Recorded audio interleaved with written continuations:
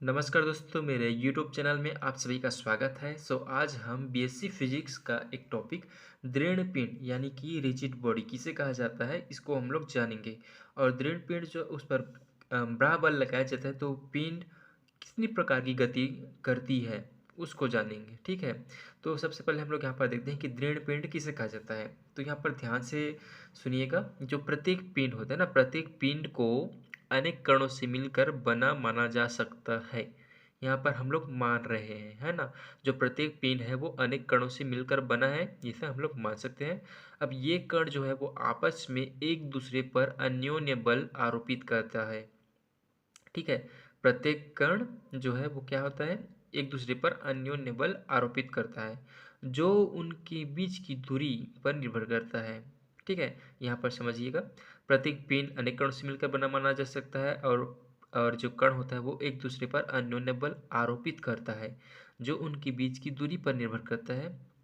यदि किसी पिंड पर बड़ा बल आरोपित करे, ठीक है, यहाँ पर क्या कहा जा रहा है कि किसी पिंड पर बड़ा बल आरोपित, यानी कि जैसे कोई पिंड है ना यहाँ पर, तो इस पर बाहर से कोई बल आरोपित करेंगे, इसको रोकने के लिए या इसको और गति देने के लिए। ठीक है, कुछ भी हो सकता है कारण बड़ा बल आरोपित करने का। तो यदि किसी पिंड पर बड़ा बल आरोपित करने पर उनके कणों में परस्पर एक दूसरे के सापेक्ष कोई विस्थापन ना हो, ठीक है, हम उस पर बड़ा बल आरोपित कर रहे हैं पिंड पर, और उस पर कोई भी रिस्पॉन्स नहीं आ रहा है, यानी कि वो न तो अपने स्थान से हट रहा है, न उस पर कोई परिवर्तन हो रहा है, यानी कि एक दूसरे के सापेक्ष कोई विस्थापन ना हो, तो ऐसा पिंड को क्या कहा जाता है, दृढ़ पिंड कहा जाता है, यानी कि रिजिड बॉडी जिसे कहा जाता है। ठीक है, यानी कि इस पर हम लोग बड़ा बल आरोपित कर रहे हैं, उस पर कोई भी परिवर्तन नहीं हो रहा है, कोई विस्थापन नहीं हो रहा है, तो ऐसे पिंड दृढ़ पिंड कहलाता है। अब यहाँ पर जैसे हम लोग बड़ा बल आरोपित करते हैं तो उसमें कुछ चेंजेस होता है, तो उसको क्या कहा जाता है, यहाँ पर देखिए, यदि बड़ा बल आरोपित करने पर लंबाई में, ठीक है, लंबाई में अथवा आयतन में हो गया, अथवा आकृति में, ठीक है, इसमें क्या कर रहे हैं, बड़ा बल आरोपित कर रहे हैं। बड़ा बल आरोपित करने से उसकी लंबाई, आयतन और आकृति में परिवर्तन होता है, तो ऐसे पिंडों को क्या कहा जाता है, अपरूपणीय अथवा विरूपीय पिंड कहा जाता है। इस पर चेंज हो रहा है, बड़ा बल आरोपित कर रहे हैं तो चेंज हो रहा है ना। चेंज हो रहा है, वो क्या है, अपरूपणीय या विरूपीय पिंड है। तो अब यहाँ पर देखिए, जब किसी दृढ़ पिंड पर ना, किसी दृढ़ पिंड पर बड़ा बल लगाया जाता है, तो इस पिंड की दो प्रकार की गति होती है। वो कौन कौन सी गति है, यहाँ पर देखिए, पहला है तो वो है स्थानांतरीय गति।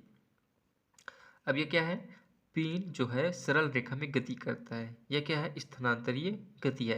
एग्जाम्पल के यहाँ पर ट्रेन की बोगी की गति, यानी कि ये ट्रेन की पटरी हो गया, और जो ट्रेन है जो उसकी बोगी है वो एक सरल रेखा में गति कर रही है ना, सरल रेखा में गति कर रही है, ये स्थानांतरीय गति है। और दूसरा क्या है, कौन सी, घूर्णन गति है।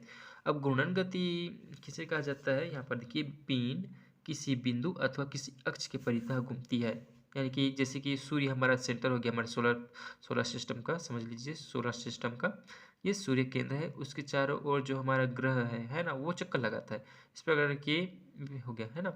तो ये घूर्णन गति कर रहा है, हमारा जो ग्रह घूर्णन गति कर रहा है, सेंटर सूर्य है। उसी प्रकार बोला जा रहा है कि कोई बिंदु अथवा अक्ष पर मान लीजिए कोई बिंदु है, तो इसके परितः जो गोल घूमता है ना, ये क्या घूर्णन गति है।